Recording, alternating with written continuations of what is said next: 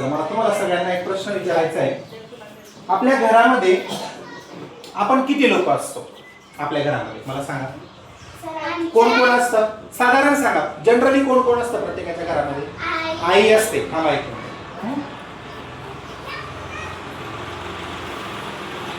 आपली आई असते, बरोबर. अजून कोण असतं?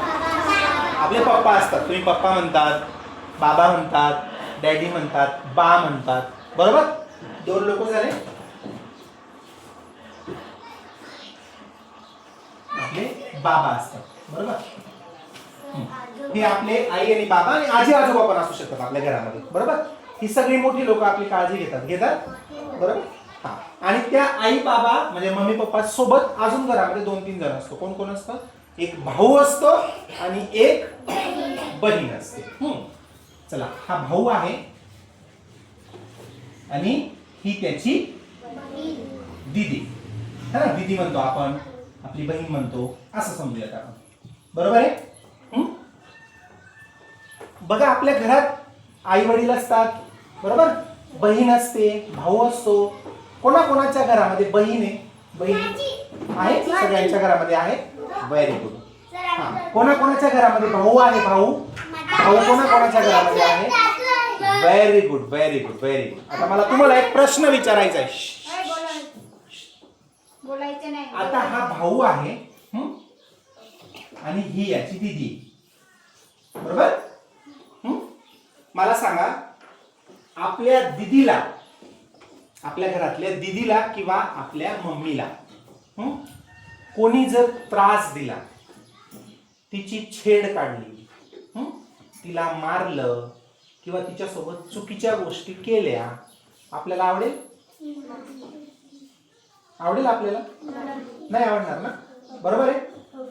आपल्या दीदीची, समजा तू उभा आहे, यश उभा आहे. हा, तुझं नाव काय? यश, बरोबर. आता यशच्या घरामध्ये कोण कोण राहतं बघा. यश आहे, यशची मम्मी तर आपल्या वर्गातच बसलेली आहे.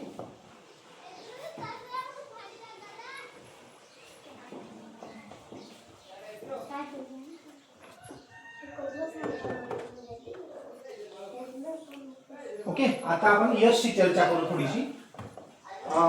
यश आहे आपल्या वर्गामध्ये आता, बरोबर. यशची मम्मी वर्गातच बसलेली. आता यशला एक बहीण पण आहे, जिचं नाव आहे सृष्टी, बरोबर. हा यश, याच्या बहिणीचं नाव सृष्टी.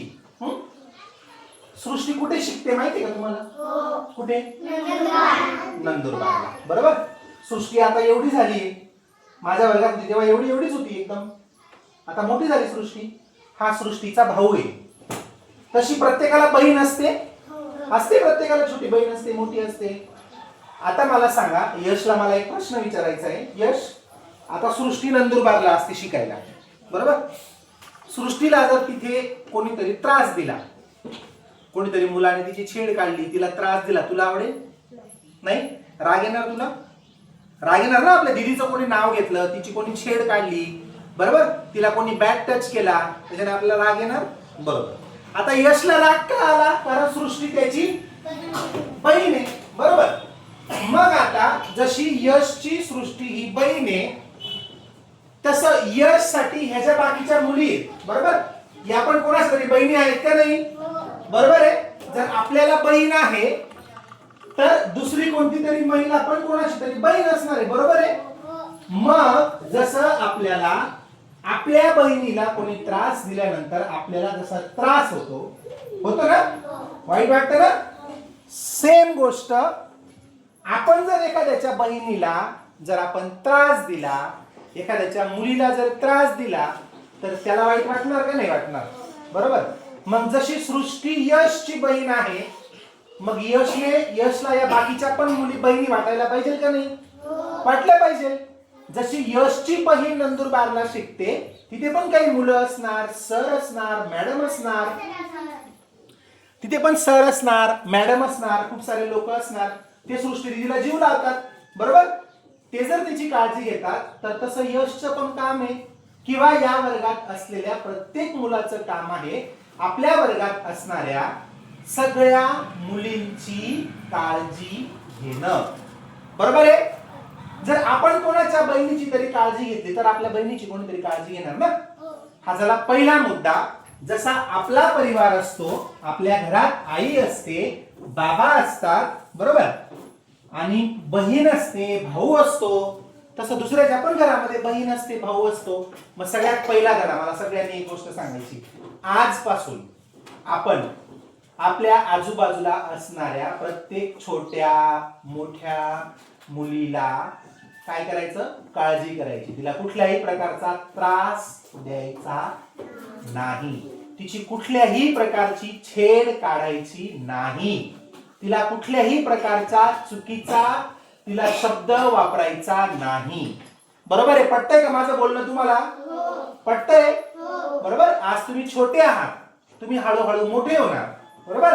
मग मोठे झाले का मग आपण जरा काय होतो, थोडेसे शहाणे होतो आपण, आपल्याला काही गोष्टी कळायला लागतात. मग आपण मुलींची काही, तुम्ही नाही, तुम्ही खूप गुड बॉयज आहात, गुड गर्ल्स आहात, तुम्ही खूप चांगली मुलं आहात. पण मी काही ठिकाणी बघतो हे मोठे मुलं मुलींना त्रास देतात, त्यांच्या मागे गाड्यांवर फिरतात, त्यांच्या नावाने काहीतरी बोलतात. हे चांगलं आहे का? चांगलं आहे. म्हणजे यशची बहीण सृष्टी ही यशची बहीण आहे, आणि यशने जर दुसऱ्याच्या बहिणीला त्रास दिला तर काय होणार? यशच्या पण बहिणीला कोणीतरी त्रास देणार. समजताय मी काय सांगतोय? जर आपण कोणाच्या बहिणीला किंवा कोणाच्या मुलीला किंवा कोणाच्या मम्मीला जर आपण त्रास दिला तर काय होणार? आपल्या पण दीदीला, आपल्या पण मम्मीला, आपल्याला पण मुलीला कोणीतरी त्रास देणार. मग चांगलं वाटेल? चांगलं वाटतं असं? बरोबर.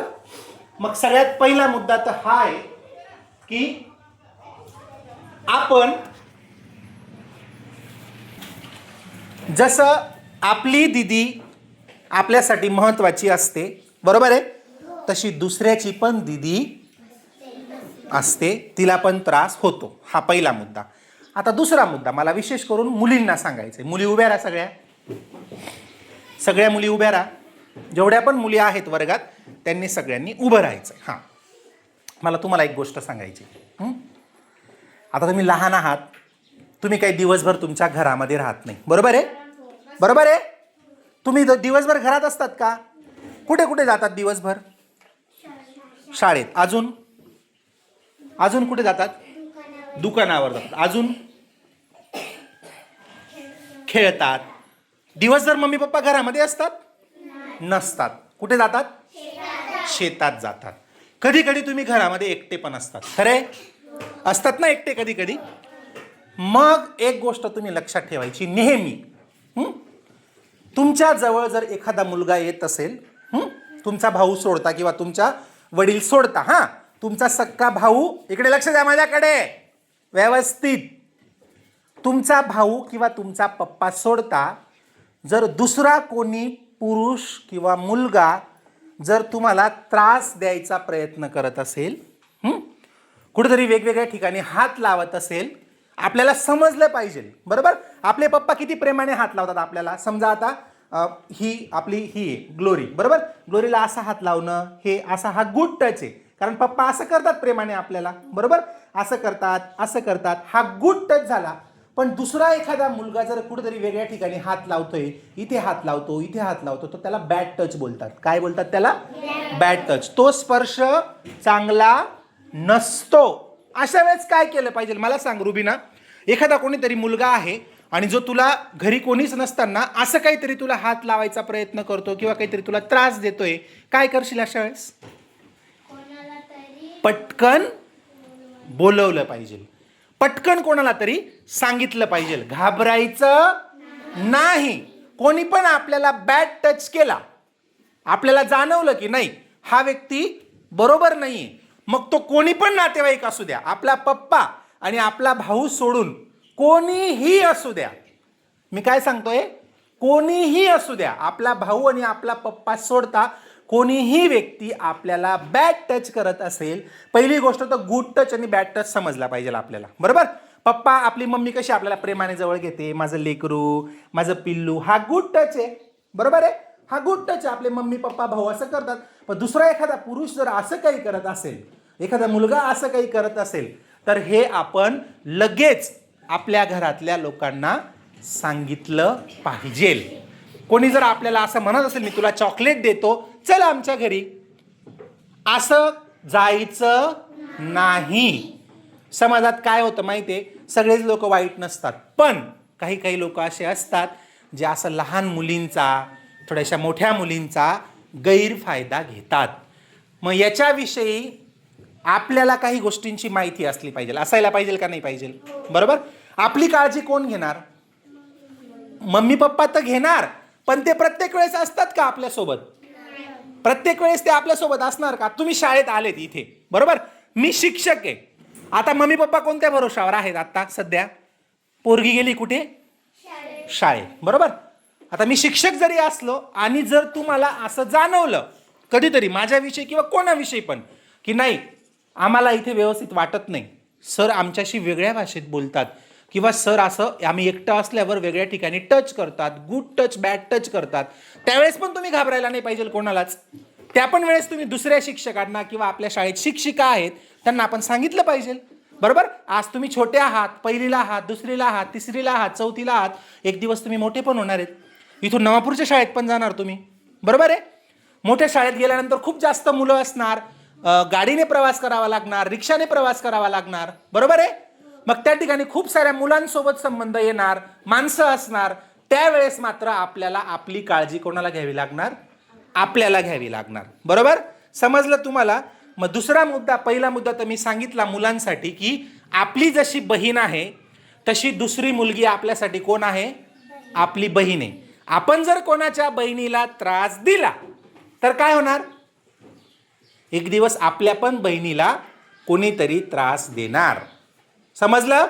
दुसरा मुद्दा मुलींसाठी सांगितला, कोणी जर आपल्याला एकट्यात बोलवत असेल, आपले वडील आणि आपला भाऊ सोडता आपल्या अंगाला कोणी वेगळा हात लावत असेल, वेगवेगळ्या ठिकाणी काहीतरी करण्याचा प्रयत्न करत असेल, किंवा मोबाईलवर चुकीचे फोटो व्हिडिओ दाखवत असेल, तर त्यावेळेस आपण काय करायला पाहिजे? पटकन सांगायला पाहिजे, घाबरायचं नाही. कारण त्यावेळेस त्या ठिकाणावरून तुम्हाला कोण सोडवणार आहे? तुम्ही स्वतःला सोडू शकत नाही, बरोबर. दुसऱ्याला कोणाला तरी पटकन सांगायचं, आणि जर नाही दुसऱ्याला कोणाला सांगितलं तर निदान संध्याकाळी घरी जाऊन आपल्या आईला त्या गोष्टीविषयी लगेच सांगायचं. बाकीचं पुढचं काय असेल ते कोण बघणार? आपली आई बघणार. समजलं? या दोन गोष्टी नेहमी लक्षात ठेवायचा. एक तर मुलांसाठी सगळ्यात पहिली गोष्ट की आपण कधीही कोणाला त्रास द्यायचा नाही, बरोबर. मी तुम्हाला सकाळी पण एक गोष्ट सांगितली की जरी आपल्याकडे आत्ता कोणी बघित नसलं, तुम्ही जे पण काम करतात, चांगलं करतात, वाईट करतात, आत्ता कोणीच बघत नाहीये, पण कोण बघतं? देव बघतो. तुम्ही ज्या देवाला मानतात ते, यस, येशू असेल, भगवान असेल, राम असेल, अल्लाह असेल, जो कोणी, तो आपल्याला बघतो, बरोबर. म्हणून चुकीच्या गोष्टी करायच्या नाही मुलांसाठी, आणि मुलींनी आपली काळजी आपण घ्यायची आहे. गुड टच आणि बॅड टच कशाला म्हणतात हे मी तुम्हाला एका दिवशी समजून सांगणार, किंवा मॅडम तुम्हाला एक दिवशी स्वतः फक्त मुलींना घेऊन जाऊन मॅडम तुम्हाला एक दिवशी गुड टच बॅड टच कशाला म्हणतात हे समजून सांगतील. ओके, आजच्यासाठी या दोन गोष्टी समजल्या. पहिली गोष्ट कोणती होती? नाही, आपण आपल्या बहिणीला तर देतच नाही, पण दुसऱ्या कुठल्याच मुलीला द्यायचा नाही. मुलं बोला सगळ्यांनी. पहिला नियम काय सांगितला मी? कुठल्याही दुसऱ्या मुलीला तिची छेड काढायची, वाईट शब्द बोलायचे, तिला त्रास द्यायचा. आणि मुलींसाठी दुसरी गोष्ट कोणती सांगितली? Good touch. जर आपल्याला आपले पप्पा आणि आपला भाऊ सोडून दुसरं कोणी जर चुकीचा स्पर्श करत असेल तर आपण ती गोष्ट कोणाला सांगितली पाहिजे? आईला, पप्पाला, किंवा त्या ठिकाणी जो कोणी अवेलेबल असेल लगेच आपण त्याला ती गोष्ट सांगितली पाहिजे. समजलं? Okay, sit down.